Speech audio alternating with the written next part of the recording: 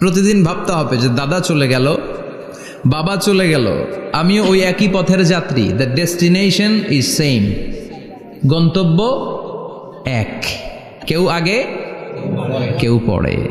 এটাই ওয়াজ, এটাই দামি ওয়াজ। এটা মনে রাখলেই মানুষ আর চুরি করতে পারে না, মিথ্যা বলতে পারে না, ইফটিজিং করতে পারে না, পরকিয়া করতে পারে না, মতের বিরুদ্ধে গেলে তারে রামদা দিয়ে কোপাইতে পারে না। চিল্লা এখন ঠিক কিনা? এটাই হচ্ছে ইসলাম। আখিরাতের স্মরণ, যিকরাদ্দার, চলে যেতে হবে। ছোট্ট আছি, বড় হব। এই যে দাড়ি পাকা মুরব্বীরা যারা আছেন, ওনার মায়ের পেট থেকে তো এরকম সাদা দাড়ি নিয়ে বেরিয়েছিল না? ছোট্ট বাচ্চা হয়ে এসেছিল, ওনারা ওয়া ওয়া করে কেঁদেছে। শৈশব, কৈশোর, যৌবন, প্রৌঢ়ত্ব, বার্ধক্য, বয়সের ভার, চুল আর দাড়ির শুভ্রতা। আগে ছিল সিঙ্গেল, হয়েছে ডবল, এরপর হয়েছে মেয়ের বাপ, এরপরে শ্বশুর, এরপরে নানা। This is the circle of life. এটাই সার্কেল, রাউন্ড, এভাবে ঘুরে আবার চলে যেতে হবে। এই চিন্তাটা যদি মাথায় থাকে, ওই লোক টেন্ডারবাজি করতে পারে? চাঁদাবাজি, ইফটিজিং, মিথ্যা বলতে পারে? যৌতুক খেতে পারে? এজন্য সব সময় give yourself the reminder of আখিরা। আখিরাতের রিমাইন্ডার নিজেরাই নিজে দেন। অন্যায় হয়ে গেলে, ভুল হয়ে গেলে রিমাইন্ডার দেন যে থাকতে আসি নাই, চলে যাব। কেউ থাকতে পারে নাই, নবীরাও পারে নাই। যেই মালাকুল মাউত রুহু কবজ করে, ওই ফেরেশতা থাকতে পারছে? চলে গেছে। আমাদেরকে চলে যেতে হবে। আল্লাহ বুঝার তৌফিক দাও। তো সূরাতু ইয়াসিন থেকে আজকে আমরা কথা শুনবো, ইনশাআল্লাহ। পড়েন ইনশাআল্লাহ, যতটুকু আমাদের সাধ্যে কুলায়। এই সূরার অনেক ফজিলত, ছোটবেলা থেকেই সূরা ইয়াসিনের অনেক ফজিলতের কথা আমরা শুনেছি না? বিশ্বনবী বলেছেন, ইন্না লিকুল্লি শাইইন কলবান ওয়া কলবুল কোরআনি সূরাতু ইয়াসিন। সব জিনিসের একটা কলব আছে, হৃদয় আছে, অন্তর আছে, আর কোরআনের কলবের নাম হচ্ছে সূরা ইয়াসিন। বিশ্বনবী বললেন, ইন্না লিকুল্লি শাইইন কলবান, সব জিনিসের একটা কলব আছে। ওয়া ইন্না কলবাল কোরআনি সূরাতু ইয়াসিন, আর কোরআনের কলবের নাম হলো সূরাতু ইয়াসিন। মান ক্বারাআ সূরাতা ইয়াসিন মাররা ওয়াহিদা, একবার সূরাতু ইয়াসিন তেলাওয়াত করলে 10 পারা কোরআন খতমের সওয়াব হয়ে যায়। বিশ্বনবী বলতেন, ইন্না ফিল জাসাদি মুদগা, দেহে একটা গোশতের টুকরা আছে। ইযা সালুহাত সালুহাল জাসাদু কুল্লু, এই দেহের গোশতের টুকরা যদি ভালো হয়ে যায়, পুরো দেহটারে ভালো করে দেয় কে? আল্লাহ। এই দেহের গোশতের টুকরাটা যদি পচে যায়, পুরো দেহটারে নষ্ট করে দেয় কে? আল্লাহ। বিশ্বনবী বললেন, আলা ওয়াহিয়াল কলব, ওই টুকরাটার নাম হলো কলব। টুকরাটার নাম কি? কলব। এজন্য কলবের মধ্যে আল্লাহর জিকির বসাইতে হবে। কি বসাবেন? জিকির। নাকি আয়না বসাবেন? আয়না বসায় না? আয়না বসাইয়া দে মোর দয়াল বাবা, কেবলা কাবা, সব মুখস্থ। আয়না বসাইয়া দে মোর। নবীর কলবে আয়না বসায় নাই নবী। সেদিন আবু বকর, ওমর ফারুক, কেউ আয়না বসাইছে? আবু হানিফা, শাফিঈ, এরা কলবের মধ্যে আয়না বসাইছে? বসাইছে জিকির। চিল্লায় বলেন, বসাইছে কি? এজন্য আল্লাহ বললেন, আলা বিযিক্রিল্লাহি তাতমাইন্নুল কুলুব। দুনিয়ার কোন জিনিস দিয়ে কলব ঠান্ডা হয় না, দুনিয়ার কোন জিনিস দিয়ে কলব পরিচ্ছন্ন হয় না। কলব শুধু পরিচ্ছন্ন হয় একটা জিনিস দিয়ে, লা ইলাহা ইল্লাল্লাহ, লা ইলাহা ইল্লাল্লাহ, লা ইলাহা ইল্লাল্লাহু মুহাম্মাদুর রাসূলুল্লাহ সাল্লাল্লাহু আলাইহি ওয়াসাল্লাম। তাহলে কোরআনের একটা কলব আছে। আমাদের দেহে যেমনি কলব আছে, প্রতিটা প্রাণীর যেমনি কলব আছে, অন্তর আছে, কোরআনেরও কলব আছে না নাই? আছে। কোরআনের কলবের নাম? চিল্লায় বলেন, কোরআনের কলবের নাম ইয়াসিন। আবার বিশ্বনবী বলতেন, ইকরাউ আলা মাউতাকুম সূরাতা ইয়াসিন, তোমাদের মুমূর্ষু ব্যক্তিদের সামনে বসে সূরাতু ইয়াসিন তেলাওয়াত করো। রূহ চলে যাবে, মৃত্যুর একেবারে দ্বার প্রান্তে দাঁড়িয়ে এই মুহূর্তে তার পাশে বসে পড়তে আরম্ভ করেন, ইয়াসিন ওয়াল কুরআনিল হাকীম ইন্নাকা লামিনাল মুরসালিনা আলা সিরাতিম মুস্তাকিম। ওই ব্যক্তির ঈমানের মৃত্যু দান করে দিবে কে? আল্লাহ। মৃত্যুর কষ্ট হালকা করে দিবে কে? আল্লাহ। আবার বিশ্বনবী বলতেন, রাত্রিবেলা যে ব্যক্তি একবার সূরাত ইয়াসিন তেলাওয়াত করে ঘুমাতে যায়, সকালবেলা নিষ্পাপ অবস্থায় তারে ঘুম থেকে জাগাবে কে? আল্লাহ। তাহলে এই সূরার মর্যাদা কম কম না বেশি বেশি? কলবুল কোরআন, এটা কোরআনের কলব, একবার পড়লে 10 পড়ার সওয়াব। আবার মুমূর্ষু ব্যক্তির সামনে বসে সূরা ইয়াসিন তেলাওয়াত করতে বলা হয়েছে, তাহলে মৃত্যুর কষ্টরে হালকা করে দেয় কে? আল্লাহ। আবার রাত্রিবেলা সূরা ইয়াসিন তেলাওয়াত করলে সকালবেলায় নিষ্পাপ বানায় দেয় কে? আল্লাহ। মনে থাকবে? কোরআনের কলবের নাম কি? ভুলে যাবেন না তো? বেশি বেশি তেলাওয়াত করতে রাজি আছেন? সকাল সন্ধ্যা তেলাওয়াত করবেন তো? সূরা ইয়াসিন ছাড়াও এই সূরার অনেকগুলো নাম তাফসীর গ্রন্থে পাওয়া যায়। এই সূরার একটা নাম হচ্ছে সূরাতুল কাদিয়া। সূরাতুল কাদিয়া, তাকদি হাজাতা কারিইহা। যে এই সূরা তেলাওয়াত করে ওই তেলাওয়াতকারীর যে হাজত আছে, প্রয়োজন আছে, এই সূরার বরকতে আল্লাহ তার প্রয়োজন পূরণ করে দেয়। আমাদের জীবনে প্রয়োজন আছে না নাই? কার কাছে চাইবো? বিপদে পড়লে কারে বলবো? আমরা বিপদে পড়লে প্রথমে শেয়ার দেই ফেসবুকে। কোথায় শেয়ার? আগে শেয়ার দিব কার কাছে? মনে থাকবে? বিপদে পড়লে ফেসবুকে শেয়ার দিব না, বন্ধুরে শেয়ার করব না, বউয়ের কাছেও পরে শেয়ার করব, আগে শেয়ার করব কার কাছে? মনে থাকবে? এজন্য বিশ্বনবী বলতেন এই সূরার নাম সূরাতুল কাদিয়া, মানুষের হাজত পূরণ করে দেয়। এই সূরা তেলাওয়াত করে যদি আপনি আল্লাহর কাছে কোনো বিপদ থেকে পানা চান অথবা কোনো প্রয়োজন নিয়ে দোয়া করেন, সূরার বরকতে প্রয়োজনটা পূর্ণ করে দেয় কে?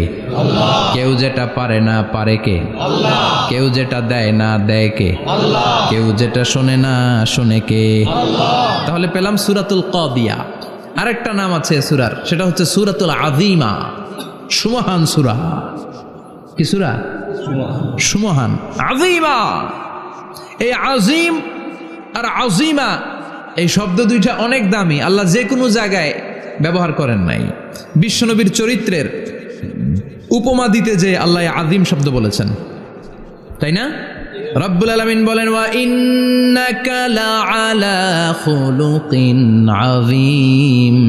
ও নবী, সাধারণ কোন চরিত্র আপনারে আমি দেই নাই, আপনারে আমি দিয়েছি আযীম একটা চরিত্র, খুলুকুন আযীম।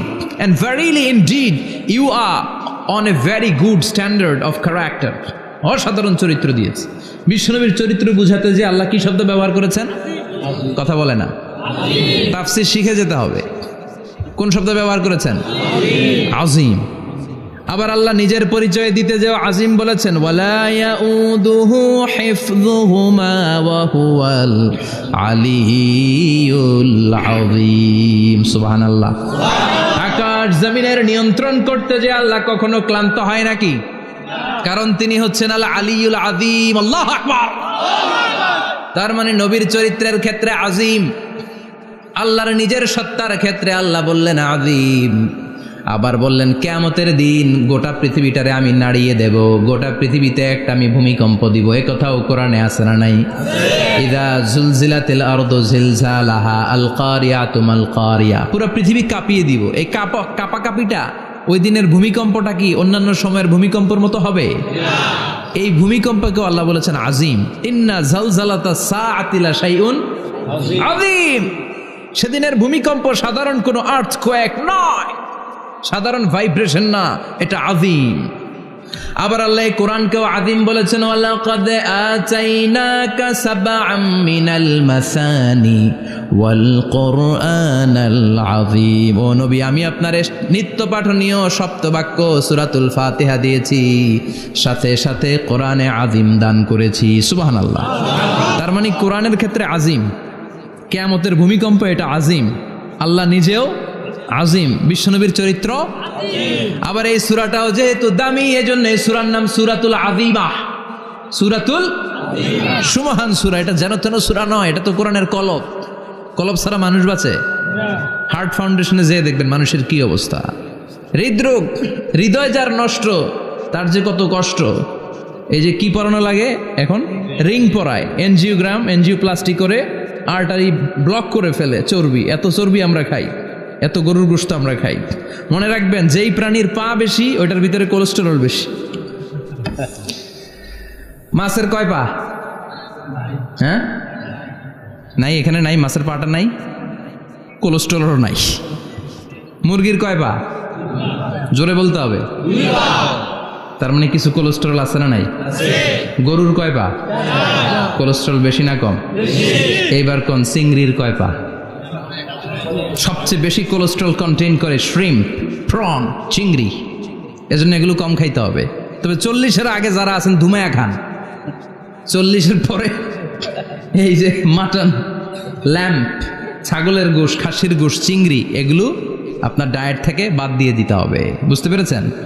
এজন্য এই সূরাটা যেন তেন সূরা নয়, এটা তো কোরআনের কলিজা, হার্ট, হৃদয়। এজন্য সূরাটা সূরাতুল আযীমা।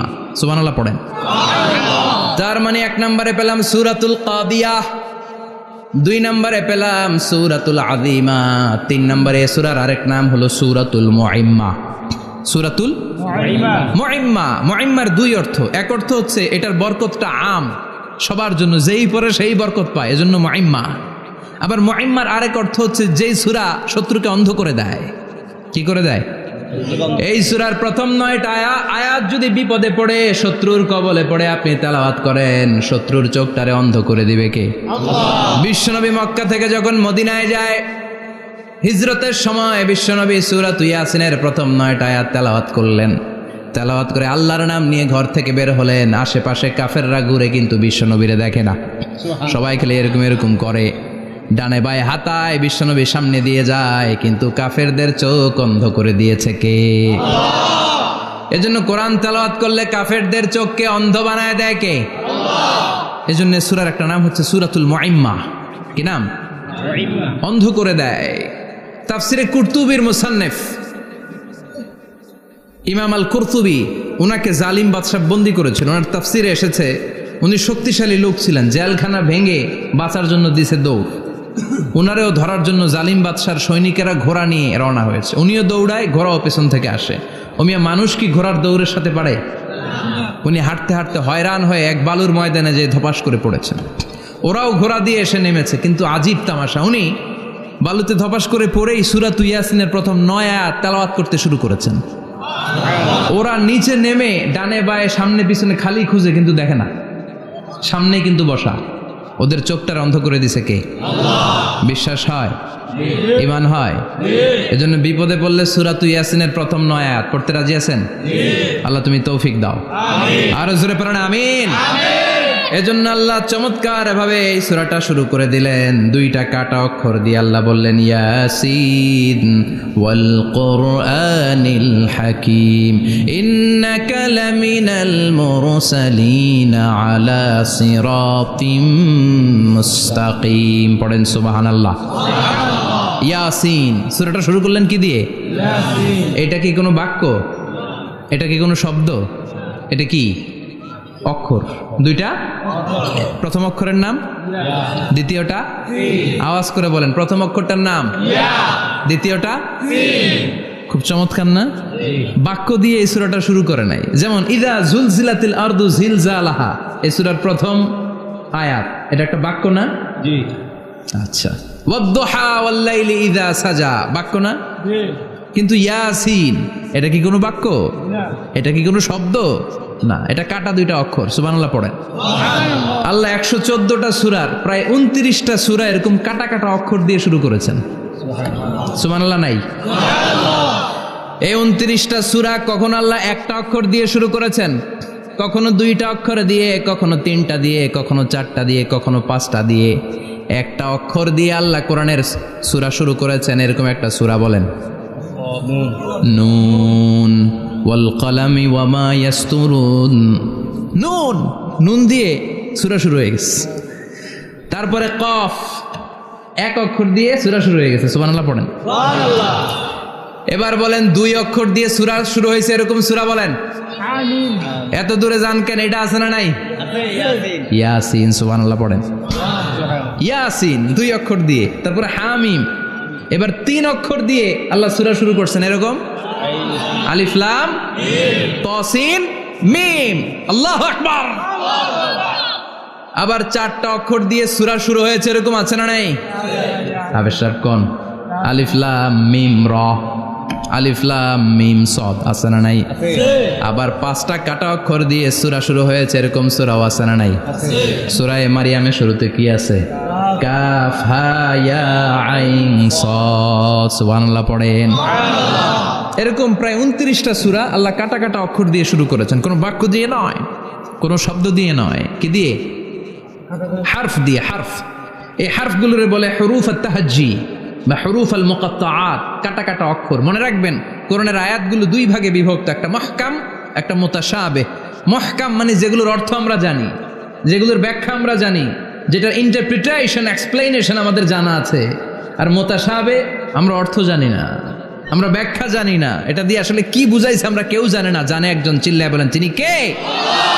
আল্লাহ বললেন ওয়া ইন কুনতুম ফি রাইবিম মিম্মা নাযালনা আলা আবদিনা ফাআতু বিসূরাতিন মিন মিসলিহি ওয়াদউ শুহাদাআকুম মিন দুনিল্লাহি ইন কুনতুম সাদিকিন। আল্লাহ বললেন ও জাহেলি যুগের লোকেরা, শোনো শোনো, এত আরবি কবিতা বানাতে পারো, এত গল্প লিখতে পারো, আরবিতে এত নোবেল বানাতে পারো, উপন্যাস বানাতে পারো, আর্টিকেল লিখতে পারো, আমার নবীর উপর যে কোরআন আমি নাজিল করেছি এই কোরআনের ব্যাপারে অন্তরে যদি কোনো সন্দেহ থাকে, বাপের বেটা হলে পারলে কোরআনের মতো একটা সূরা বানিয়ে নিয়ে আসো। পারছে? কিয়ামত পর্যন্ত কেউ পারবে? বিশ্বনবী যেই জামানাতে এসেছিলেন ওই জামানায় আরবি ভাষা সাহিত্যের উৎকর্ষতা সাধিত হয়েছিল।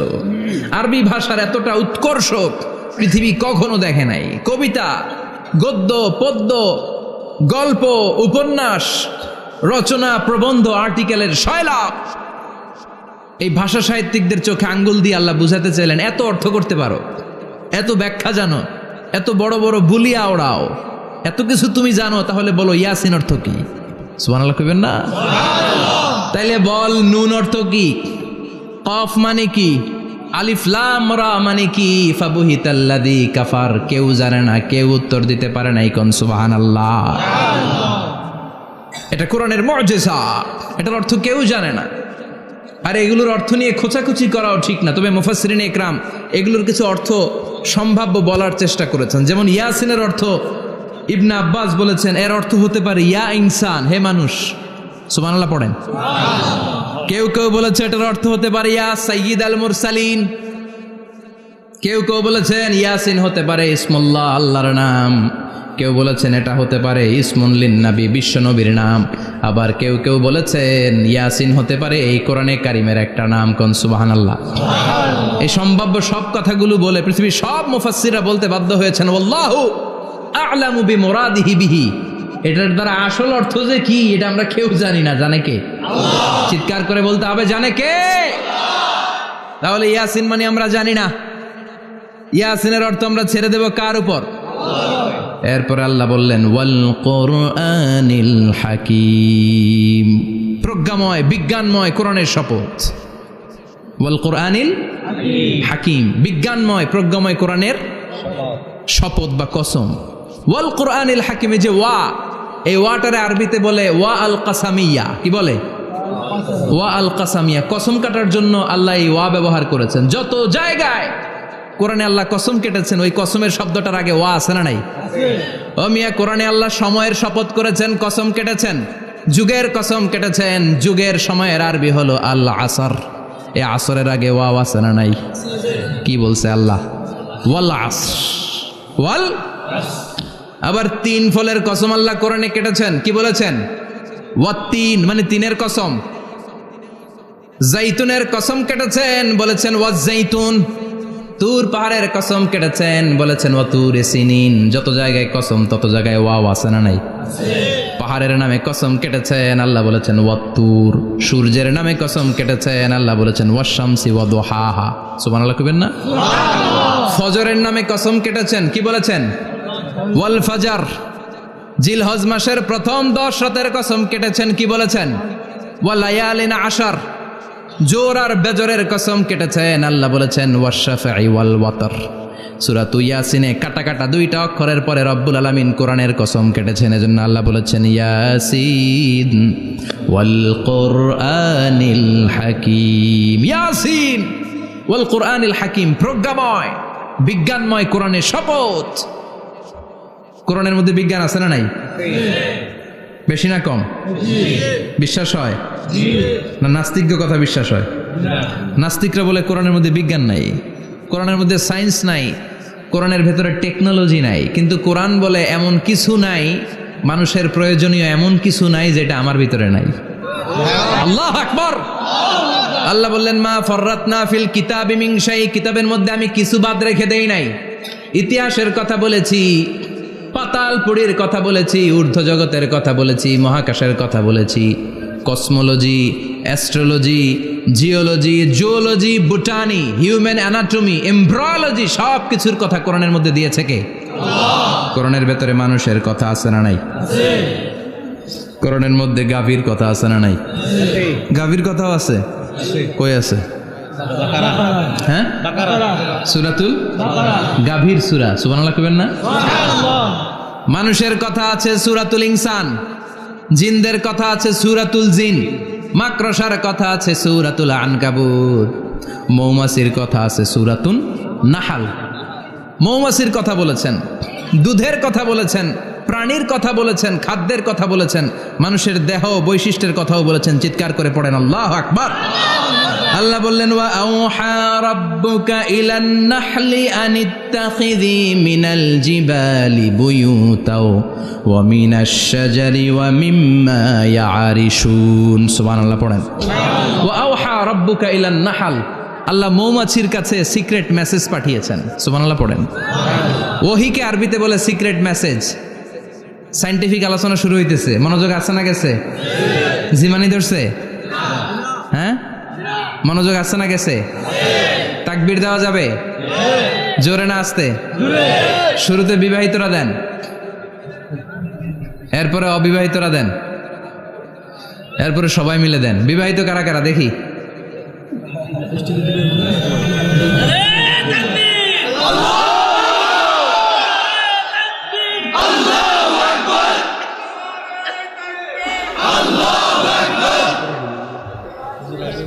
বিবাহিতরা অবিবাহিতরা দিবেন না? শুরুতে বিবাহিতরা দেন, তারপরে অবিবাহিতরা দেন, তারপরে সবাই মিলে দেন। বিবাহিতরা রেডি? দেখবো কাদের গলায় জোর বেশি। দেখি দেখি, বিবাহিতরা দেন। লিল্লাহি তাকবীর। মাশাআল্লাহ। এবার অবিবাহিতরা রেডি?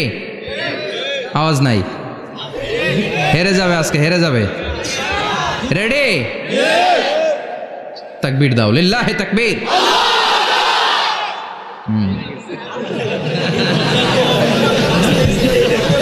ইয়াংদের পারফরমেন্স আলাদা, আওয়াজ বেশি। এবার সবাই মিলে তিনটা। লিল্লাহি তাকবীর, লিল্লাহি তাকবীর, লিল্লাহি তাকবীর। আল্লাহ মৌমাছিকে ওহী করেছেন। কি করেছে দেখেন। ওয়াল কুরআনিল হাকিম, আল্লাহ যে বললেন শেষ হবে না এই কথা। ওয়াল কুরআনিল হাকিম, বিজ্ঞানময় কোরআনের শপথ, প্রজ্ঞাময় কোরআনের শপথ। বিশ্বনবী বলেন লা তুহসা আজাইবুহু, কোরআনের আশ্চর্যান্বিতার কোনো শেষ নাই। ওয়ালা তাবলা গারাইবুহু, কোরআন কোনোদিন কারো কাছে পুরাতন মনে হয় না। ফিহি মাসাবিহুল হুদা, কোরআনের মধ্যে আছে হেদায়েতের মশাল। ওয়া মানারুল হিকমা, কোরআন হলো বিজ্ঞানের সুউচ্চ মিনার। লা তুহসা আজাইবুহু, কোরআনের আশ্চর্যান্বিতার শেষ নাই। যতই পড়বেন আপনি আশ্চর্য হয়ে যাবেন, যতই স্টাডি করবেন, যতই অধ্যয়ন করবেন, আপনার চোখকে খুলে দিবে কে? আল্লাহ। ওয়ালা তাবলা গারাইবুহু, কোরআন কখনো পুরাতন হয় না। পুরান হয় নাকি? যার বয়স 50 বছর ধরে নামাজি মানুষ, প্রতি নামাজের প্রত্যেক রাকাতে কোন সূরা পড়া লাগে? তো 50 বছর যদি কেউ নামাজি হয়, তাহলে কত লক্ষবার উনি সূরা ফাতিহা পড়ছে উনি নিজে জানে? তারপরেও কোনোদিন কি মনে হয়েছে সূরা ফাতিহাটা একটু পুরান পুরান লাগে? আজকে কুল হল্লা দিয়ে শুরু করুন। কথা বলেন, পুরান লাগছে কোনোদিন? এত পড়ছি এটা, আজকে আর এটা না, আজকে আর একটা, এরকম মনে হয়? বলা চাপলা গারাইবহু, পুরান লাগে না। প্রতিদিন নতুন, প্রতিনিয়তই নতুন, অলওয়েজ নিউ, সব সময় নতুন। এজন্য বিশ্বনবী বললেন লা তুহসা আজাইবুহু, কোরআনের আশ্চর্যান্বিতার শেষ নাই। ওয়ালা তাবলা গারাইবুহু, কোরআন কখনো পুরাতন হয় না। ফিহি মাসাবিহুল হুদা, কোরআনের মধ্যে আছে হেদায়েতের মশাল। ওয়া মানারুল হিকমা, কোরআন হলো বিজ্ঞানের সুউচ্চ মিনার। সুবহানাল্লাহ। আল্লাহ বললেন ওয়া আওহা রাব্বুকা ইলান নাহাল, আমি মৌমাছির কাছে মেসেজ দিলাম, সিক্রেট মেসেজ। আনিত্তাখিযি মিনাল জিবালি বুয়ুতা, তোমরা পাহাড়ের মধ্যে তোমাদের বাড়ি বানাও, মৌচাক বানাও। অমিনাস সাজার, গাছের মগ ডালে, বড় বড় ডালে তোমরা বাসা বানাও। ওয়া মিম্মা ইয়ারিশুন, উঁচু উঁচু জায়গায় মৌচাক বানাও, যাতে করে গ্রামের ছোট্ট ছেলেরা ঢিল মারতে না পারে। কোন সুবহানাল্লাহ। মৌমাছির আল্লাহ শিখাই দিছে। নিচু জায়গায় কোনোদিন মৌমাছির বাসা দেখবেন? নিচু জায়গায় সহজে নাগাল পাওয়া যায়, ধরা যায়। কথা কন। ডাল বে মগ ডালে ওঠা লাগে মধু খাইতে চাইলে। চিল্লায় বলেন ঠিক কিনা? আল্লাহ সিক্রেট মেসেজ দিলেন আর বললেন আনিত্তাখিযি। আলেম যারা আছেন বলেন তো, ইত্তাখিযি এটা কি মুজাক্কারের সিগা না মুয়ান্নাসের সিগা? কথা কইতে হবে। কেউ নাই এটার উত্তর দেওয়ার মতো? মুয়ান্নাস। মাশাআল্লাহ, এটা স্ত্রীবাচক শব্দ। আল্লাহ মৌমাছিকে যে মেসেজ করছে পুরুষ মৌমাছিরে কয় নাই, এটা নারী মৌমাছিরে কইছে। চিল্লা এখন সুবহানাল্লাহ। এখন গবেষণা করে দেখা গিয়েছে কার্ল ভন ফ্রিচ, একজন অস্ট্রিয়ান বিজ্ঞানী, উনি এটা নিয়ে গবেষণা করে 73 সালে 1973-তে নোবেল পেয়ে গেছে। এই আয়াতের উপর গবেষণা করে আল্লাহ কেমন করে সিক্রেট মেসেজ দিয়েছেন, কেমন করে মৌমাছি মৌচাকের বাসা বাঁধে, কেমন করে মধু আহরিত হয়, এটার উপর গবেষণা করে উনি একটা বই লিখেছেন, দ্য ডান্সিং বিজ।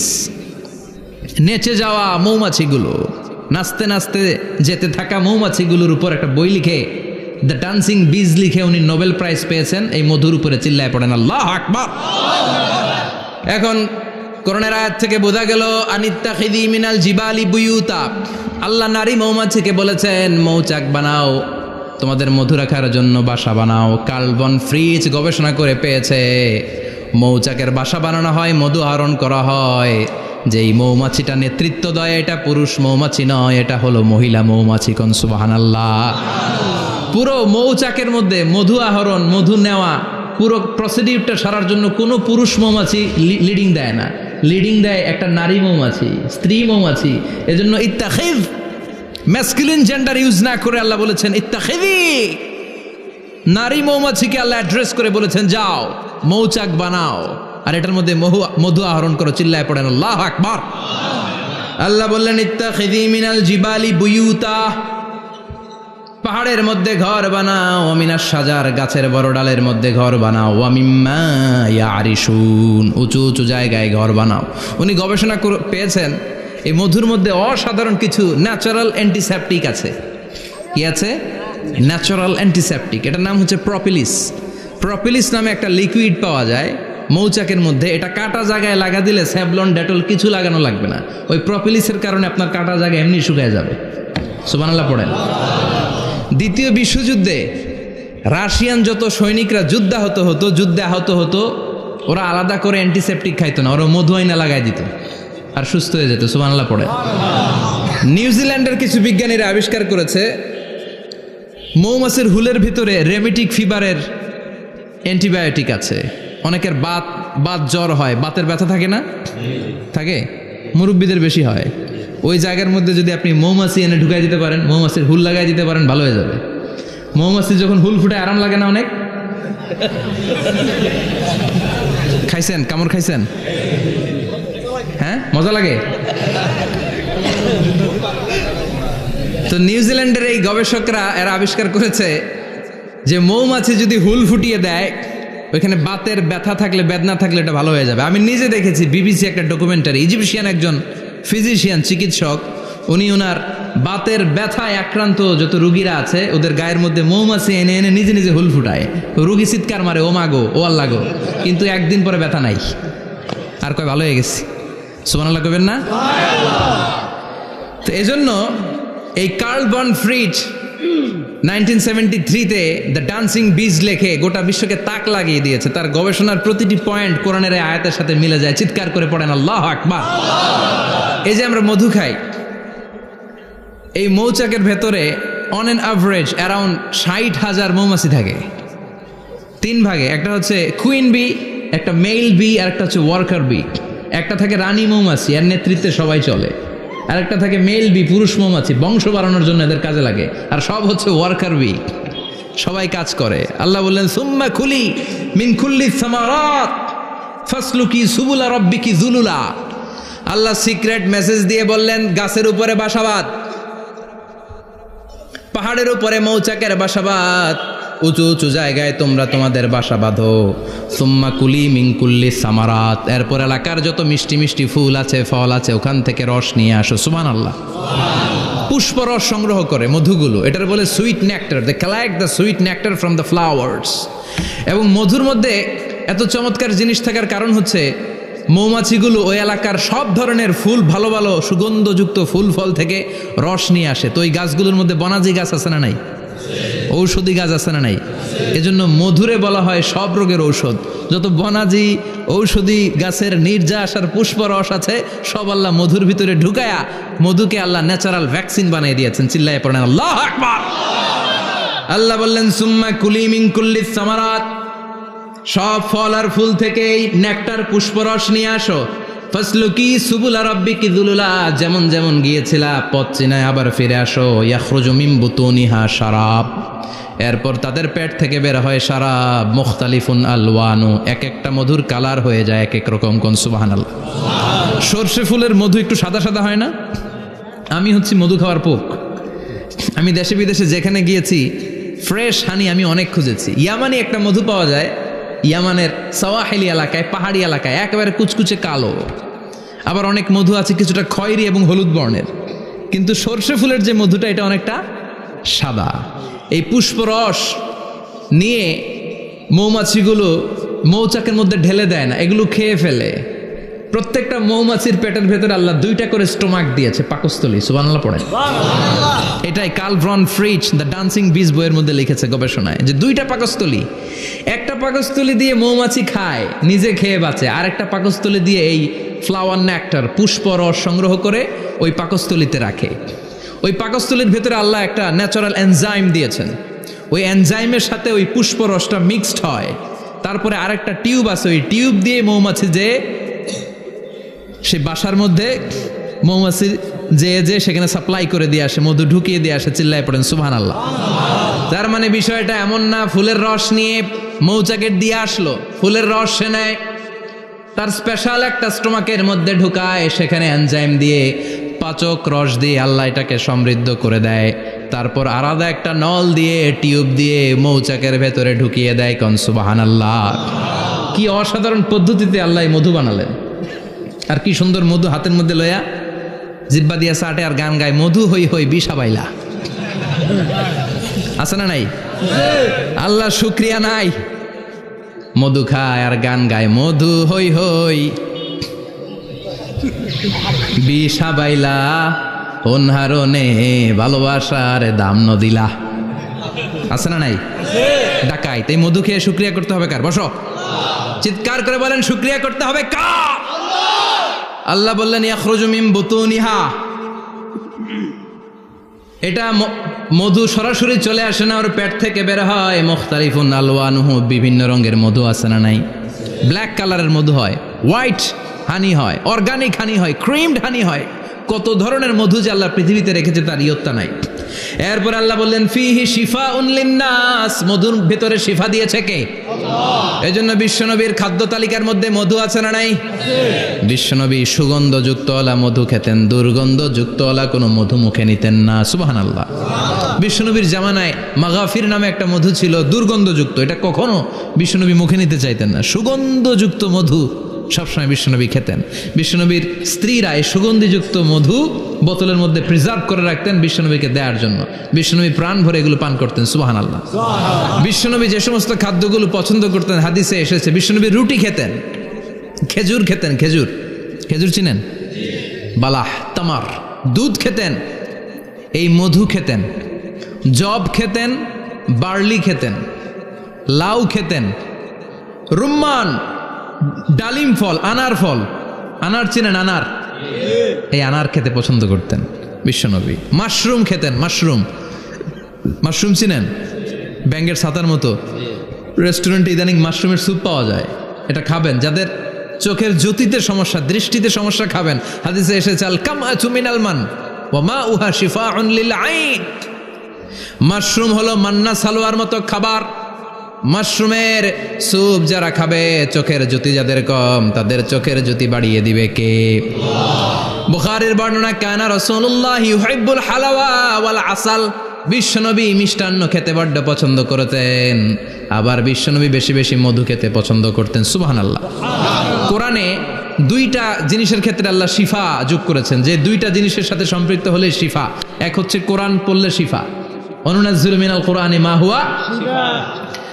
আবার কোরআনে এই আয়াতের ক্ষেত্রে বলা হয়েছে শিফা ফিহি শিফাউন লিন্নাস। এজন্য সাইয়েদানা ইবনে মাসউদ এই উম্মাকে উদ্দেশ্য করে বলেছেন, আলাইকুম বিশিফাইন, তোমাদের উচিত দুইটা জিনিস থেকে শিফা নেয়া। এক হলো কোরআন, দুই হলো আসাল মানে মধু। কোন সুবহানাল্লাহ। কোরআন তেলাওয়াত করলে অসুস্থরে সুস্থ করে দেয় কে? সূরা ফাতিহা তেলাওয়াত করলে অসুস্থকে সুস্থ বানিয়ে দেয় কে? আবার মধু খেলে সুস্থ বানিয়ে দেয় কে? মধু খেয়ে প্রশংসা করবেন কার?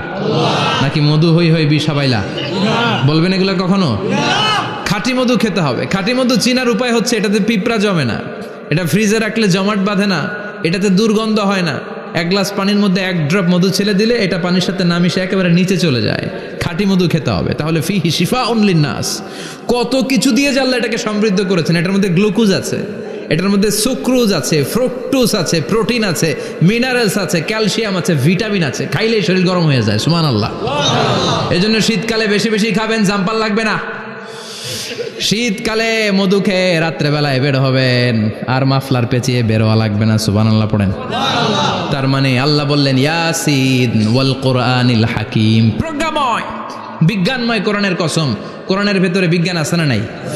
বিজ্ঞানের কথা এই তো শুরু করলাম, আজকে সারা রাত বিজ্ঞানের কথা বলবো ইনশাআল্লাহ। থাকবেন কতক্ষণ? হ্যাঁ, স্লোগান দেন লিল্লাহি তাকবীর।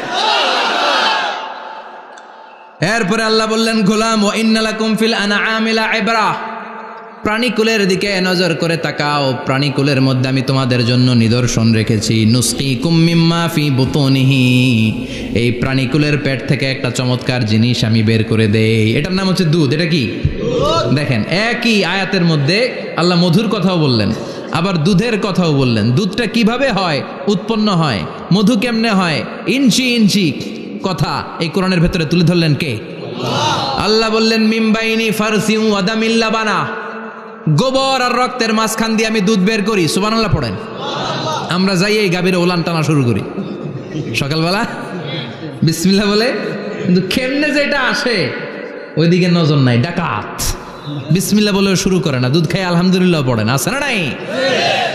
আল্লাহ বলেন মেকানিজমটা শোনো কেমনে আমি খাওয়াই। আল্লাহ বললেন মিমবাইনি ফারসি ওয়া দামিল লাবানা, গোবর আর রক্তের মাঝখান দিয়ে আমি দুধ বের করে দেই। সুবহানাল্লাহ। গরু যে ঘাস খায়, এই ঘাস থেকে রক্ত হয় আর গরুর গোবর হয়। পেটের একদিকে থাকে গোবর, আরেক দিকে থাকে রক্ত। রক্ত দুর্গন্ধ, গোবরও দুর্গন্ধ। রক্তও নাপাক, গোবরও নাপাক। এই দুই নাপাক আর দুর্গন্ধের মাঝখান দিয়ে সুগন্ধযুক্ত দুধ বের করে দেয় কে? আল্লাহ বললেন মিমবাইনি ফারসি ওয়া দামিল লাবানা, গরু যে খাবারগুলো খায় ওই খাবারের এক পাশ দিয়ে গোবর হয়ে যায় আর এক পাশ দিয়ে রক্ত হয়ে যায়, মাঝখান দিয়ে দুধ বের করে দেয় কে?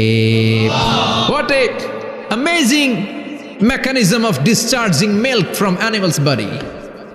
What an amazing mechanism. একদিক দিয়ে গোবর দুর্গন্ধ, আরেক দিক দিয়ে এই ঘাস খাওয়ার কারণে রক্ত হয়, মাঝখান দিয়ে দুধ বের হয়ে যায়। সুবহানাল্লাহ। আবার বাছুর ছাড়া দুধ পাওয়া যায় না। গাভী আছে কার কার? হাত তোলেন তো। বাছুর ছাড়া দুধ পাওয়া যায়? শুধু গাভী, বাছুর নাই, দুধ আসবে? আবার এই যে বিশাল বড় ওলান 20 কেজি দুধ দেয় প্রতিদিন, এই ওলান কাটলে দুধ পাওয়া যায়? এক ফোঁটা দুধও ওলানটা কেটে টুকরা টুকরা করলে আপনি পাবেন না। এটা আলাদা মেকানিজম। এটা ভিতর থেকে একটা নির্যাস, বাছুর নিয়ে দুইটা ঢু মারবেন, ওই নির্যাস দিয়ে দুধ বেরোতে থাকবে গোবর আর রক্তের মাঝখান দিয়ে। চিৎকার করে পড়েন আল্লাহু আকবার। এজন্য বিশ্বনবী বলতেন বেশি বেশি দুধ খাও। দুধ হলো সুষম খাদ্য। পৃথিবীতে আবিষ্কৃত যত খাবার আছে দুধের চাইতে ভালো খাবার আছে নাকি? কথা কন। মানুষ পানি খেয়ে 3-4 দিন বাঁচে জানেন, আর পানির মধ্যে লবণ দিলে 7-8 দিন বাঁচতে পারবেন। আর দুধ পাইলে আজীবন বাঁচবেন। দুধ খেয়ে যদি হজম করতে পারেন, দুধ খেয়ে হজম করতে পারলে আজীবন বেঁচে যাবেন। সুষম খাদ্য। বিশ্বনবী যে রাতে মেরাজে যাবেন, সিদরাতুল মুনতাহা পার হওয়ার পরে বিশ্বনবীর পরীক্ষা শুরু হলো। বিশ্বনবীকে বুখারীর বর্ণনা 3টা গ্লাস দেয়া হলো। কাদাহ ফিহি লাবান, এক গ্লাসের মধ্যে দুধ ছিল। ওয়াকাদাহ ফিহি আসাল, আরেক গ্লাসের মধ্যে ছিল মধু, আরেক গ্লাসের মধ্যে ছিল মদ। কাদাহুন ফিহি খামার। বিশ্বনবীকে 3টা গ্লাস দিয়ে বলা হলো, নবী চুজ করেন কোনটা নেবেন। এক গ্লাসে মধু, আরেক গ্লাসে দুধ, আরেক গ্লাসের মধ্যে বিশ্বনবীকে দেয়া হলো মদ। বিশ্বনবী বললেন যে এই গ্লাসের ভেতরে দুধ আছে, আমি ওই পেয়ালাটা নিলাম। সাইয়েদনা জিব্রাইল বললেন, ইয়া রাসূলুল্লাহ আখাস্তাল ফিতরা, আপনি যেমন নিছেনও তেমন। সুবহানাল্লাহ কইবেন না? বিশ্বনবী দুধ খেতে পছন্দ করতেন, আর বিশ্বনবী বলতেন আলাইকুম বি আলবানিল বাকার, বেশি বেশি গরুর দুধ খাবা। ফাইন্নাহা তুরাম্মু মিনাল আশজার, কেননা এটা সবুজ লতা পাতা ঘাস পাতার নির্যাস। গরু কি খায়? ঘাস খায় না? এই ঘাসের নির্যাস হচ্ছে দুধ। বিশ্বনবী বলতেন বেশি বেশি দুধ খাবা। ফিহি শিফা, এর মধ্যে শিফা আছে। ফি লাবানিহা শিফা ও লুহমিহা দা, গরুর দুধে আছে শিফা, গরুর গোশতের মধ্যে আছে রোগ। সুবহানাল্লাহ কোন? কত বড় ফিলোসোফার বিশ্বনবী। বিশ্বনবী বলে গিয়েছেন গরুর দুধ বেশি খাও, কিন্তু গোশ বেশি খাইও না। আর আমরা গরুর গোশ পাইলে কোপায় ফেলাই। সাদা ভাত আর ঝাল গরুর মাংস যদি হয়, ওই যে অনেকের জিহ্বায় পানি চলে আসছে। সুবহানাল্লাহ কইবেন না? বিশ্বনবী বলতেন দুধ খাও, গোশ খাইও কম। গরুর গোশত কম খাবা, গরুর দুধ বেশি খাবা, সুস্থ রাখবে কে? আল্লাহ। আবার বিশ্বনবী মায়েদেরকে বলেছেন, ও মায়েরা, সন্তান হওয়ার পরে 2 বছর দুধ খাওয়াবা। আল্লাহু আকবার। والوالدات يرضعن أولادهن حولين كاملين لمن أراد أن يتم الرضاعة। সন্তান যারা পেয়েছো মায়েরা বোনেরা, 2 বছর দুধ খাও, সন্তানকে সুস্থ রাখবে কে? আল্লাহ। বাচ্চা ডেলিভারির পরপরই আল্লাহ তাআলা মায়ের বুকে একটা দুধ দেয়, এটাকে বলে শাল দুধ। এটা হচ্ছে বাচ্চার জীবনের প্রথম প্রাকৃতিক টিকা। সুবহানাল্লাহ কয় না? এটা বেবির জীবনে ন্যাচারাল প্রাকৃতিক টিকা, প্রতিষেধক আল্লাহ দিয়ে দিয়েছে। আপনার বাচ্চাকে টিকা দিন, স্লোগান আছে না? 5টা 7টা টিকা দেওয়া লাগে, প্রথম টিকাটা আল্লাহ নিজেই ফ্রি দিয়ে দিছে। এটা শাল দুধের ভেতরে পাওয়া যায়। এজন্য বাচ্চাকে শাল দুধ খাওয়াতে হবে, তার ব্রেনের গ্রোথ হবে, সে শক্তিশালী হবে, সে দেশপ্রেমিক হবে, সে আল্লাহওয়ালা হবে। চিল্লা এখন ঠিক কিনা? যে মায়েরা বাচ্চারে দুধ খাওয়ায়, ওই বাচ্চারা মায়েরে ভালোবাসে বেশি। আর যেই মা গুলো বাচ্চারে দুধ না খাওয়ায় আর ডানু খাওয়ায়, আর কি কি আছে?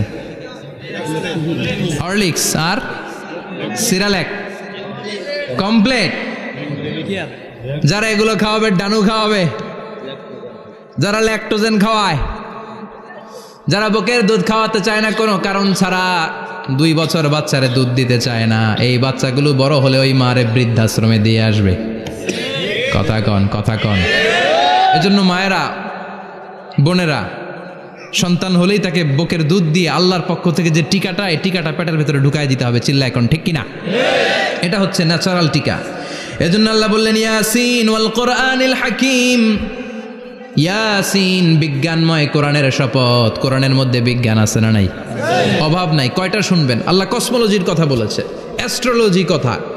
কসমোলজি হচ্ছে সৃষ্টি তত্ত্ব। কসমোলজি কি? সবাই বলেন কসমোলজি কি? আল্লাহ বললেন আওয়ালাম ইয়ারাল্লাযীনা কাফারু আন্নাস সামাওয়াতি ওয়াল আরদা কানাতা রাতকান ফাফাতাকনাহুমা। কাফেররা কি দেখে না মহাবিশ্বের সব কিছু একসাথে মিলে ঝিলে ছিল, বিশাল এক বিস্ফোরণের মাধ্যমে আমি মহাবিশ্ব তৈরি করেছি। সুবহানাল্লাহ। আদিতে শুরুতে কিন্তু সব আকাশ, বাতাস, জমিন, চন্দ্র, সূর্য, নক্ষত্র, গ্রহ, নীহারিকা পুঞ্জ, গ্যালাক্সি, ব্ল্যাক হোল সব কিছু মিলেমিশে একসাথে ছিল। এটার ঘনত্ব ছিল খুব বেশি। মহাবিশ্বের সব কিছু ছিল একটা বিন্দু। এটাকে বিজ্ঞানীরা নাম দিয়েছে দ্য সিঙ্গুলারিটি, মহা একত্ব। এরপর একটা প্রচণ্ড বিস্ফোরণের মধ্য দিয়ে মহাবিশ্ব সৃষ্টি হয়েছে। এটার ওরা নাম দিয়েছে বিগ ব্যাং থিওরি। কি নাম? স্টিফেন হকিং মারা গেছে না গত বছর নাকি? হ্যাঁ, বছর খানিক আগে মারা গিয়েছে। সবচেয়ে বড় পদার্থবিজ্ঞানী ছিল। সে একটা বই লিখেছে, from the brief history of time, a brief history of time from big bang two black hole. সেখানে সে প্রমাণ করেছে কোরআনের এই আয়াত, কানাতা রাতকান, মহাবিশ্বের সবকিছু একটা বিন্দু ছিল। চাঁদ, সূর্য, গ্রহ, তারা সব কি ছিল?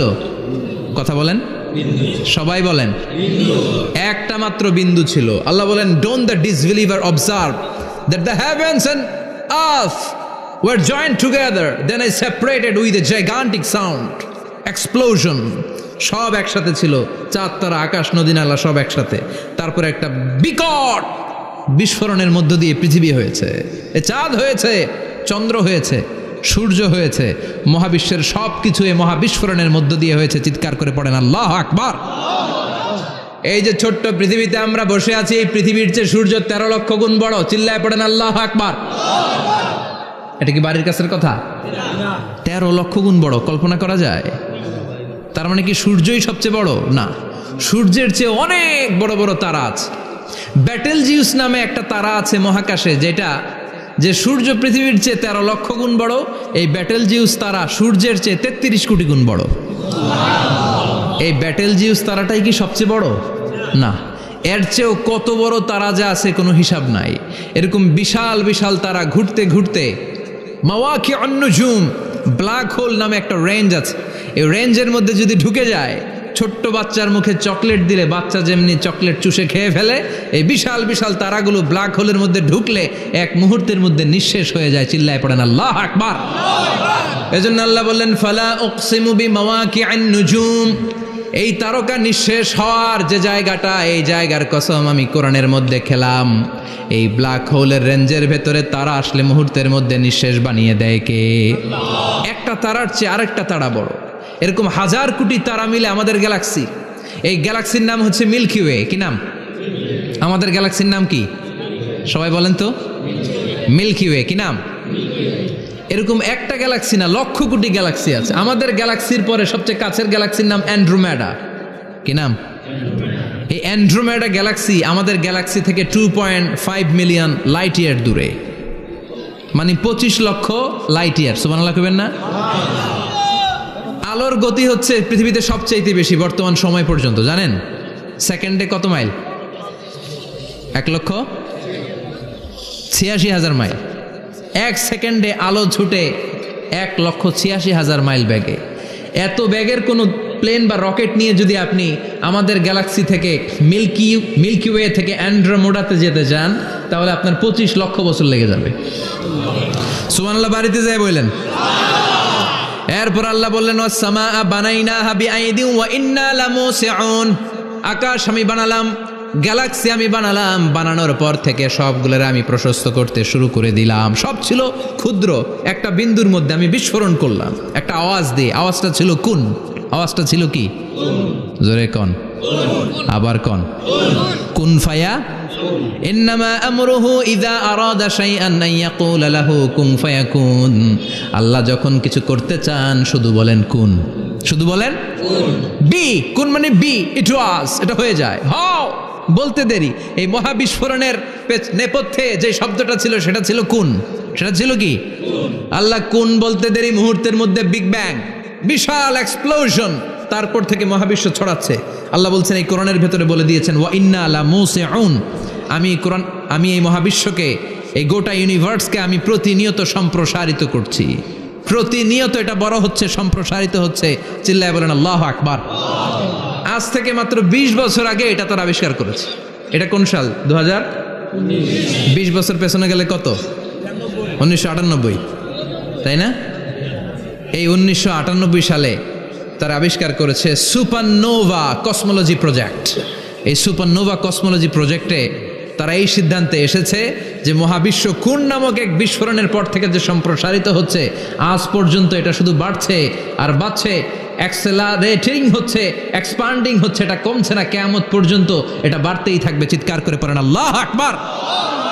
এজন্য আল্লাহ বললেন ইয়াসিন ওয়াল কোরআনিল হাকিম, বিজ্ঞানময় প্রজ্ঞাময় কোরআনের শপথ। এই কোরআনের ভেতরে আমি কসমোলজির কথা বলেছি, অ্যাস্ট্রোলজির কথা বলেছি, জিওলজির কথা বলেছি, ফিজিক্সের কথাও বলেছি। সুবহানাল্লাহ। ফিজিক্স মানে কি? পদার্থ। পদার্থের সবচেয়ে বড় উপাদান হচ্ছে লোহা। লোহার কথা কিন্তু কোরআনে নাই। আছে? কই আছে? হ্যাঁ, সূরাতুল হাদিদ, লোহার নামে একটা সূরা দিয়েছে আল্লাহ কোরআনে। সুবহানাল্লাহ পড়বেন না? সূরার নাম সূরাতুল হাদিদ। সূরার নাম কি? চিল্লায় বলেন সূরার নাম সূরাতুল হাদিদ। হাদিদ মানে লোহা। আল্লাহ বললেন ওয়া আনজালনাল হাদিদা ফীহি বাসুন শাদীদ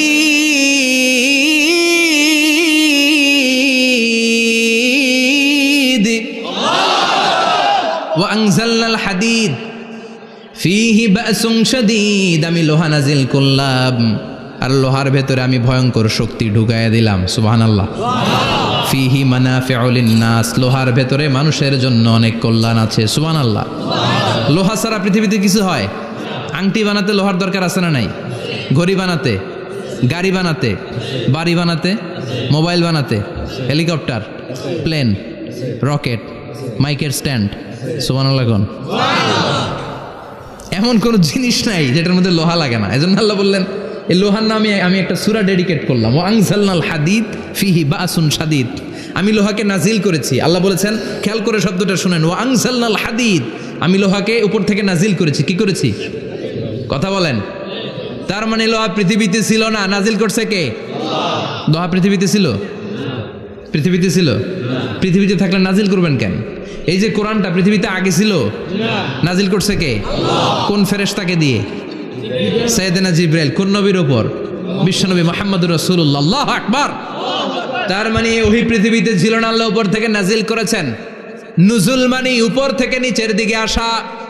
এই নুজুল শব্দ ব্যবহার করে আল্লাহ বললেন, ওয়া আনজালনাল হাদিদ, লোহাকে আমি নাজিল করেছি। তার মানে লোহা পৃথিবীর উপাদান নয়, লোহা এসেছে উপর থেকে। কোন সুবহানাল্লাহ। বিজ্ঞানীরা, পদার্থবিদ যারা গবেষণা করে এটাই পেয়েছেন, লোহা আসলে পৃথিবীর না। লোহা পৃথিবীতে উৎপাদন করা হয় নাই। লোহার যে মলিকিউল, অণু আছে, লোহার একটা অণু তৈরি করার মতো ক্ষমতা পৃথিবীর নাই। ইভেন এই সৌরজগতের কোনো কিছুর নাই। সূর্যের তাপেও লোহা তৈরি হতে পারে। লোহার ছোট্ট একটা অণু তৈরি করতে কমপক্ষে 1 কোটি ডিগ্রি সেলসিয়াস তাপের প্রয়োজন হয়। তার মানে এটা পৃথিবীর কোনো উপাদান নয়, এটা আনজালনাল হাদিদ। আল্লাহ বলেন, মহাবিস্ফোরণের কারণে গলিত অন্য কোনো তারার ভেতর থেকে লোহার উপাদান আমি পৃথিবীর ভেতরে এনে ঢুকিয়ে দিয়েছি। তার মানে পদার্থের কথা কোরআনে আছে না নাই? সুবহানাল্লাহ কইবেন না? এরপরে বায়োলজির কথা আছে না নাই? বায়োলজিক্যাল অ্যাসপেক্ট অফ মাউন্টেন্স, কেমন করে পাহাড়ি রেঞ্জ তৈরি হলো, আছে না নাই? ওয়াজআলনাল জিবালা আওতাদা, পাহাড়কে আমি পেরেক মেরে দিয়েছি। অমিয়া কাঠের ভেতরে যখন পেরেক মারেন, পেরেকের বেশিরভাগ অংশ কাঠের ভেতরে ঢুকে যায়, উপরে দেখা যায় সামান্য, ঠিক কিনা? তো লোহা যদি আল্লাহ পেরেক মারেন, উপরে যা দেখা যায় এটা সামান্য, আসল পাহাড় তো মাটির নিচে। সুবহানাল্লাহ কইবেন না? আসল পাহাড় কোথায়? পেরেক যদি কাঠের মধ্যে ঢুকিয়ে দেন, পুরো পেরেকটা কাঠে ঢুকে যায় না? উপরে দেখা যায় কদ্দুর? সামান্য। পাহাড়ের যা আপনি দেখেন এটা তো পেরেকের মাথা। পুরো পাহাড়টা আল্লাহ জামিনের ভেতরে গেড়ে দিয়েছেন। চিল্লায় পড়েন আল্লাহু আকবার। আবার আল্লাহ বললেন, অমিনাল জিবালি জুদাদুম বিদু ওয়া হুমরুম মুখতালিফুন আলওয়ানু, আছে না নাই? ওয়া গারাবিবু সুদ, আল্লাহ বলেন নানা রঙের পাহাড় পর্বত মহাবিশ্বে আমি তৈরি করেছি। কোন পাহাড় হচ্ছে রক্তিম বর্ণের, কোন পাহাড়কে বানিয়েছি আমি কৃষ্ণ বর্ণের, কোন পাহাড়কে বানিয়েছি আমি শুভ্র বর্ণের, কোন পাহাড়ের রং কালো, কোনটা সাদা, কোনটা নীল, আছে না নাই? মহাবিশ্ব যখন তৈরি হয়েছে, পৃথিবীর মধ্যে 7টা টেকটনিক প্লেট তৈরি হয়েছে। 7 tectonic plates create the mountain range on earth. পৃথিবীতে এই পাহাড় তৈরির কারণ হচ্ছে 7টা প্লেট। এগুলোরে 7 টেকটনিক প্লেট বলে। এই প্লেটগুলোর কারণে পৃথিবীতে এই রং বেরঙের পাহাড় তৈরি হয়েছে। কত রঙের যে পাহাড় আছে। আরব বিশ্বে পাথরের পাহাড়, বাংলাদেশে মাটির পাহাড়, ব্রুনাই, সিঙ্গাপুর, ইন্দোনেশিয়াতে যদি যান আরেক ধরনের পাহাড়। চায়নার একটা শহর আছে গানজু সিটি, কি নাম? এই গানজু সিটিতে একটা পাহাড় আছে রেইনবো মাউন্টেন। ওখানে 7 রঙের পাহাড় পাওয়া যায় এক জায়গায়। সুবহানাল্লাহ কইবেন না? রেইনবো মানে কি? রংধনু। রংধনুর কয় রং? কথা কন। ছোটবেলা আমরা মুখস্থ রাখতাম, বেনিয়া সহকলা, বেতে বেগুনি, নিতে নীল, হাতে আসমানি, শতে সাদা, হতে হলুদ, কতে কালো, লাতে লাল। সুবহানাল্লাহ নাই? মনে রাখার কি অসাধারণ পদ্ধতি। তো এই রেইনবো মাউন্টেন, রংধনুর 7 রঙের পাহাড় এক জায়গায় পাওয়া যায়। এখানে সাদা পাহাড়, এখানে সবুজ পাহাড়, এখানে নীল পাহাড়, ওখানে লাল পাহাড়, এখানে কালো পাহাড়।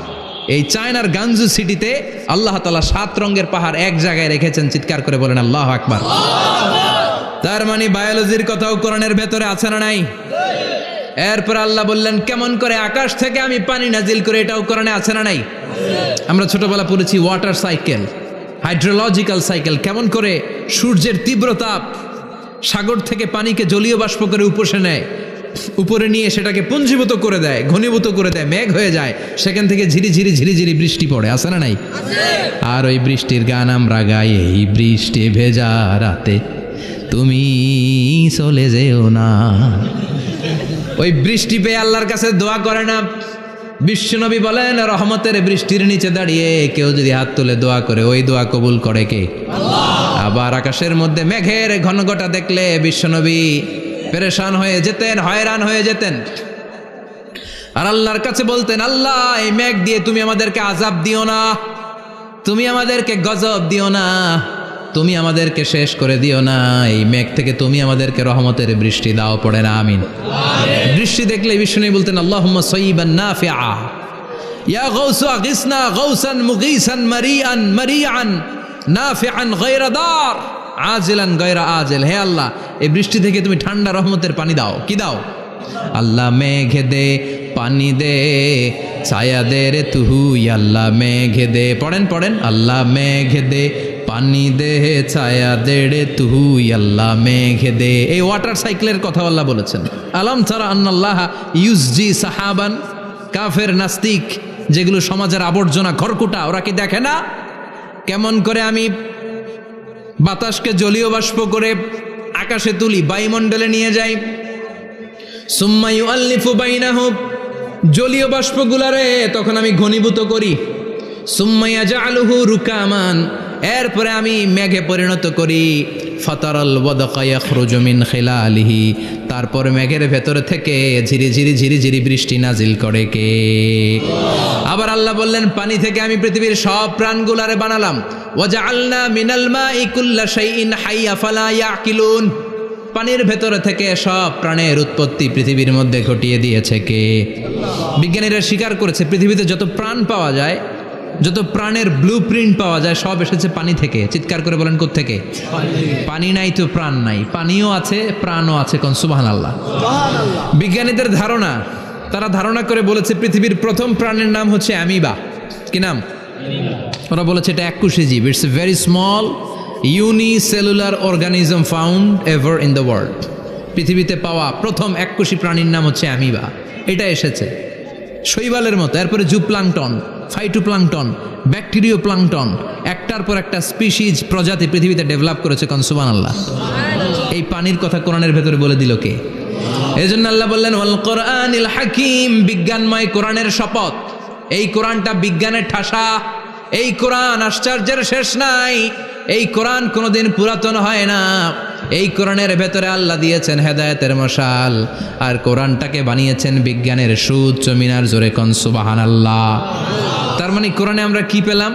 দুধের কথা পেলাম, মধুর কথা পেলাম, কিভাবে ডায়েট করবেন সেটা আমরা পেলাম, আমরা কসমোলজি পেলাম, অ্যাস্ট্রোলজি পেলাম, বায়োলজি পেলাম, ফিজিক্স পেলাম, ওয়াটার সাইকেল পেলাম। এবার পাতালপুরীর কথার দরকার আছে না নাই? পৃথিবীর একেবারে গভীরতম গভীরে কি আছে? এটা কিন্তু কোরআনে নাই, আছে। পৃথিবীর মাঝখানে যে উত্তপ্ত লাভা আর আগুন, এটা আপনারা জানেন? পৃথিবীর উপর দিয়ে আমরা ঠান্ডা পৃথিবীতে ঘুরে বেড়াই, কিন্তু এর ভিতরে কিন্তু আগুন, লাভা। আল্লাহ কোরআনের মধ্যে ফুটন্ত টকবগে সাগরের কসম খেয়েছেন। আল্লাহ বলেছেন, ওয়াল বাহারিল মাসজুর,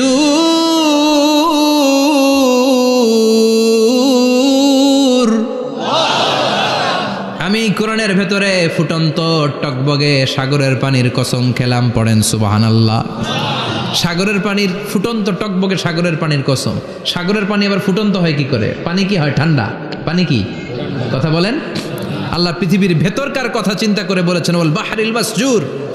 ইউনাইটেড স্টেটস অফ আমেরিকার নেভাল একাডেমির সায়েন্টিস্টরা এই আয়াতের উপর রিসার্চ করেছে যে সাগরের ভেতরে আবার এই ঠান্ডা পানির ভেতরে আবার উত্তপ্ত আগুনের লাভা আসলো কোত্থেকে। রিসার্চ করার জন্য তারা সাগরের ভেতরে পাইপ ঢুকিয়েছে। পাইপ ঢুকাতে ঢুকাতে অনেকগুলো লেয়ার তারা পার করেছে। রূপান্তর শিলার স্তর, পাললিক শিলার স্তর, আগ্নেয়গিরির শিলার স্তর, মার্বেল পাথরের অনেকগুলো শিলার স্তর পেরিয়ে যাওয়ার পরে তারা পাইপ ঢুকানোর পরে দেখতে পেয়েছে পাইপগুলো গলে যায়। পাইপগুলো কি হয়? তার মানে ভিতরে কি আছে? গত কয়েক মাস আগে জাপানে কিছু জিওলজিস্ট, ভূতত্ত্ববিদ, তারা গবেষণা করে পৃথিবীর এক মাথা থেকে আরেক মাথায় যেতে চাচ্ছে, মানে প্রতিপাদ স্থান। বাংলাদেশের এখান থেকে ছিদ্র করলে আপনি দক্ষিণ আমেরিকার চিলির সান্টিয়াগোতে যেয়ে উঠবেন। কথা বুঝতে পেরেছেন? তার মানে বাংলাদেশের প্রতিবাদ স্থান হচ্ছে দক্ষিণ সাউথ আমেরিকার চিলির সান্টিয়াগো। আবার ইন্ডিয়া থেকে ছিদ্র করতে করতে পৃথিবীর আরেক মাথা দিয়ে উঠবেন। সুবহানাল্লাহ বলেন। এটা তারা শুরু করেছে, কিন্তু এখনো সফল হয় নাই। ইউএস এর নেভাল একাডেমির সায়েন্টিস্টরা পাইপ ঢুকাতে ঢুকাতে দেখে একটা পর্যায় শেষে পাইপ আর ঢুকানো যায় না, পাইপগুলো পৃথিবীর ভেতরে যেতে যেতে গলে গলে পানি হয়ে যায়। সুবহানাল্লাহ কইবেন না? এই রিসার্চ প্রজেক্টের যিনি চিফ, উনি বললেন bring the water proof pipe from America. America থেকে ওয়াটার প্রুফ পাইপ নিয়ে আস। আমার এমন পাইপ লাগবে গবেষণা করার জন্য যে পাইপ আগুনে জ্বলে না। ওয়াটার প্রুফের মধ্যে আগুন লাগালে আগুন ধরবে? বুলেট প্রুফে বুলেট মারলে বুলেট ঢুকবে? মাননীয় প্রধানমন্ত্রী শেখ হাসিনা যে গাড়িতে করে চড়ে, এটা বুলেট প্রুফ কার? গুলি মারলে ঢুকবে? আবার গুলি মারতে যায় না, 14 গোষ্ঠী উদ্ধার করে ছাড়বে আপনার, খবরদার। তো আমেরিকা থেকে ফায়ার প্রুফের পাইপ নিয়ে আসা হলো।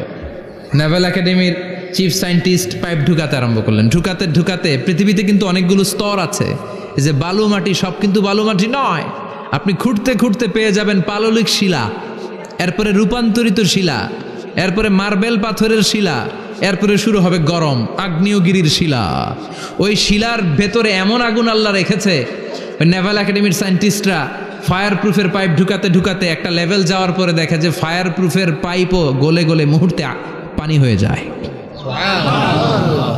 তার মানে ভেতরে এমন আগুন আল্লাহ রেখেছে, ওই আগুনের তুলনায় পৃথিবীর আগুনের মতো নয়।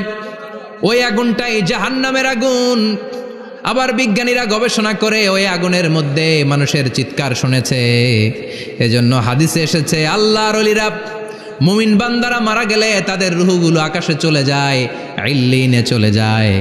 আর কাফের মুশরিক আর নাস্তিকগুলো মারা গেলে তাদের আত্মাগুলো পৃথিবীর মাঝখানে সিজ্জিনে চলে যায়। ওই সিজ্জিনের ভেতরে আগুন আছে না নাই? চিল্লায় বলেন। তার মানে পাতালপুরীর কথাও আছে, সাগরের কথাও আছে, আকাশের কথাও আছে। কেমন করে দুনিয়াতে আমরা আসলাম সেটাও আছে। এমব্রয়োলজি, ভ্রূণ তত্ত্বের কথা কোরআনে আছে না নাই? পৃথিবীতে আল্লাহ কয়েক সিস্টেমে মানুষ বানালেন। সৈয়দনা আদমকে বানালেন, মাও নাই বাবাও নাই। সৈয়দনা আদম আলাইহিস সালামের বাবার নাম কি? মায়ের নাম কি? মাও নাই বাবাও নাই। আবার সৈয়দনা ঈসা আলাইহিস সালামকে আল্লাহ তৈরি করলেন, শুধু মা আছে বাবা নাই। আবার আমাদের সবাইকে আল্লাহ বানালেন, মাও আছে বাবাও আছে, ঠিক কিনা? এরপরে ছোট্ট 1 ফোঁটা নাপাক থেকে আল্লাহ আমাদেরকে বানালেন। এই 1 ফোঁটা বীর্যের মধ্যে যে প্রাণ আছে, এটা 2জন বিজ্ঞানী আবিষ্কার করেছে। লিয়েন হুক মাইক্রোস্কোপ যন্ত্র দিয়ে তারা বীর্যের মধ্যে, স্পার্ম ড্রপের মধ্যে গবেষণা করে পেয়েছে যে ওখানে কি যেন নড়ে। ওই 1 ফোঁটা ড্রপের মধ্যে কি যেন নড়ে। সেখান থেকে ওরা আবিষ্কার করেছে এই স্পার্মের ভেতরে, শুক্রাণুর ভেতরে প্রাণের অস্তিত্ব আছে। 1 ফোঁটা স্পার্মে, 1 ফোঁটা বীর্যের মধ্যে 20 কোটি যদি শুক্রাণু না থাকে, ওই স্পার্ম থেকে আল্লাহ বেবি দেয় না, সন্তান দেয় না। সুবহানাল্লাহ কোন? এজন্য আল্লাহ বললেন হাল আতা আলাল ইনসানি হিনুম মিনাদ দাহরি লাম ইয়াকুন শাইআম মাযকুরা। ও মানুষ, কেন এত অহংকার করো? নজর করে তোমার জীবনের শুরুটার দিকে একটু তাকাও। কি ঝিলা তুমি? 1 ফোঁটা নাপাক পানি, একটা স্পার্ম ড্রপ থেকে এসেছো। ইয়াখরুজু মিন বাইনিস সুলবি ওয়াত তারায়েব, বাবার পৃষ্ঠদেশ থেকে মায়ের গর্ভদেশের মধ্যে তোমাকে নিয়ে গেল কে? সেখান থেকে ফি যুলুমাতিন সালাস, 3টা প্যাকেট দিয়ে মায়ের পেটের মধ্যে তোমাকে প্রিজার্ভ করলো কে? আল্লাহ প্রত্যেকটা স্টেজ কোরআনে বলে দিয়েছেন। ফি যুলুমাতিন সালাস, 3টা অন্ধকার প্রকোষ্ঠে আল্লাহ আমাদেরকে প্রিজার্ভ করেছেন। মায়ের ভুলের একটা প্যাকেট, মায়ের জরায়ুর একটা প্যাকেট, আবার মায়ের পেটের একটা প্যাকেট। ওই প্যাকেটের ভিতরে পৃথিবীর কোনো কবিরাজের কবিরাজি কাজে লাগছে? ডাক্তারের ডাক্তারি? কোন কবিরাজ আমগরে খাওয়াইছে? চিল্লায় বলেন তিনি কে? এরপর আল্লাহ বললেন ফি যুলুমাতিন সালাস, ওইটা অন্ধকার ছিল। যেই টেম্পারেচারে রাখলে তুমি সুস্থ থাকবা, যেই টেম্পারেচারে রাখলে তুমি আস্তে আস্তে বড় হতে পারবা, সেখানে আমি রাখলাম। সেখান থেকে আমরা হয়ে গেলাম জিমেট, সেখান থেকে জাইগট, তারপরে এমব্রয়ো, তারপরে ফেইটাস, ল্যাটার স্টেজ। প্রথমে ছিলাম ইনিশিয়াল স্টেজ, তারপরে ল্যাটার স্টেজ, আমরা বড় হতে লাগলাম। আল্লাহ আমাদেরকে হার্ট দিলেন, সিস্টনিক ডায়াস্টনিক, অলিন্দ নিলয় শুরু হয়ে গেল। রুহুর ফুৎকার আমাদের হৃদয়ে ভরে দিল কে? আল্লাহ আমাদেরকে স্কেলিটন দিলেন, কঙ্কাল, স্পাইনাল কর্ড দিলেন, আমাদের স্কাল দিলেন, মাথার খুলি দিলেন, লাঞ্চ দিলেন, ফুসফুস দিলেন, গল ব্লাডার দিলেন, যেখানে যেটা ঠিক যেমন ভাবে দেয়া দরকার মায়ের পেটে থাকতেই সেটা দিয়ে দিয়েছে কে? আল্লাহ। এরপর 8 মাস আমরা মায়ের পেটে মারে কষ্ট দিলাম। ওই মুহূর্তে আমার মা আমার জন্য যতটা কষ্ট করেছে পৃথিবীর কেউ ওই খবর রাখে না। জোরে কোন ঠিক কিনা? বোঝা হয়ে গিয়েছিলাম, একটা বস্তা। আমরা প্রত্যেকে মায়ের পেটে ছিলাম একটা কি এই বস্তা নিয়ে আমার মা খেতে যেত, ঘুমাতে যেত, এই বস্তাটা পেটে করে আমার মা রান্নাঘরে রান্না করত, একদিনও রান্না বন্ধ হয় নাই। এই বস্তাটা নিয়ে আমার মা টয়লেটে যেয়ে বসতে পারতো না। 8 মাস এরকম কষ্ট করেছে। এজন্য মায়ের মনে কষ্ট দিলে আল্লাহর আরশ কেঁপে যায়। মায়ের কাছ থেকে দোয়া নেওয়ার দরকার আছে না নাই? মায়ের মনে কষ্ট দিবেন? মায়ের সাথে বেয়াদবি করবা কেউ? মায়ের থেকে দোয়া নেওয়ার দরকার আছে না নাই? মা যার নাই সে জানে মা না থাকার কি জ্বালা। চিল্লা এখন ঠিক কিনা? যখন রাত্রি নিঝুম এই চোখে ঘুম, একলা শূন্য ঘরে, তোমায় মনে পড়ে মাগো, তোমায় মনে পড়ে। যখন রাত্রি নিঝুম এই চোখে ঘুম, একলা শূন্য ঘরে, তোমায় মনে পড়ে মাগো, তোমায় মনে পড়ে। ঠিক কিনা? এজন্য এই মায়ের জন্য দোয়া করার দরকার আছে না নাই? আল্লাহ বললেন 8 মাস 9 মাস মায়ের পেটের ভেতরে ছিলা, তারপরে দুনিয়ার বুকে তোমারে আনলো কে? ছোট্ট নাপাক ছিলাম, এই ছোট্ট এক ফোঁটা পানি থেকে আমাদেরকে বড় করছে কে? আল্লাহ। তার মানে এমব্রয়োলজি, ভ্রূণ তত্ত্বের কথা কোরআনের ভেতরে আছে না নাই? সে আল্লাহ বললেন ইয়াসিন ওয়াল কোরআনিল হাকিম ইন্নাকা লামিনাল মুরসালিন আলা সিরাতিম মুস্তাকিম। সুবহানাল্লাহ পড়েন। আল্লাহ বললেন ইয়াসিন, এরপরে বললেন আল কোরআনিল হাকিম, প্রজ্ঞাময় কোরআনের শপথ। বিশাল একটা শপথ কেটে আল্লাহ বললেন ইন্নাকা লামিনাল মুরসালিন আলা সিরাতিম মুস্তাকিম। ইন্নাকা লামিনাল মুরসালিন, অবশ্যই অবশ্যই নবী হে আপনি রাসূলদের অন্তর্ভুক্ত। চিল্লা এখন সুবহানাল্লাহ। তিনি যে রাসূল এটার সার্টিফিকেট এই আয়াতে দিয়েছে কে? এরপর আল্লাহ বললেন আলা সিরাতিম মুস্তাকিম, ও নবী আপনি সিরাতুল মুস্তাকিমের উপর আছেন। যেই দোয়াটা প্রতিটা নামাজের মধ্যে প্রতিদিন প্রত্যেক রাকাতে সূরা ফাতিহাতে আমরা পড়ি, ইহদিনাস সিরাতাল মুস্তাকিম। ও Allah, show us the right path, show us the correct path. আপনি আমাদেরকে সোজা পথ দেখান। আল্লাহ এখানে সার্টিফিকেট দিলেন, নবী গো, লক্ষাধিক পয়গম্বর যে আমি পেয়েছি তাদের শ্রেষ্ঠতম রাসূল করে আমি আপনাকে প্রেরণ করেছি, আর হেদায়েতের সুউচ্চ মশাল দিয়ে আমি আপনাকে সিরাতুল মুস্তাকিমের উপর রেখেছি। চিল্লায় পড়েন আল্লাহু আকবার। এই জন্য বিজ্ঞানময় কোরআনের সাথে নিজেদের সম্পর্ক বাড়ানোর দরকার আছে না নাই? কোরআন পড়লে দুনিয়া এবং আখিরাতে মর্যাদা বাড়ায় দিবে কে? কোরআনের আইন দিয়ে সমাজটারে সাজানোর দরকার আছে না নাই? কোরআন দিয়ে আমাদের সমাজটা সমৃদ্ধ হোক আমরা চাই কি চাই না? কোরআন দিয়ে আমার সংসদ ভবন চলুক, আমার 300 জন মেম্বার অব দ্য পার্লামেন্ট কোরআনের আয়াত দিয়ে সংসদে কথা বলুক আমরা চাই কি চাই না? আমাদের মিলিটারিগুলো কোরআনের আওতায় চলুক, আমাদের দেশটা কোরআন দিয়ে চলুক। আমার লাল সবুজের পতাকা সংসদ ভবনের এক পাশে, আর কালিমার লা ইলাহা ইল্লাল্লাহর পতাকা আরেক পাশে পতপত করে উড়বে আমরা চাই কি চাই না? সেজন্য কোরআনের সাথে আমাদের সম্পর্ক বাড়াতে হবে, নিজে কোরআন পড়তে হবে, কোরআন বুঝতে হবে, কোরআনের উপর আমল করতে হবে। রাজি আছেন তো? এটাই হচ্ছে সূরাতুল ইয়াসিনের শিক্ষা।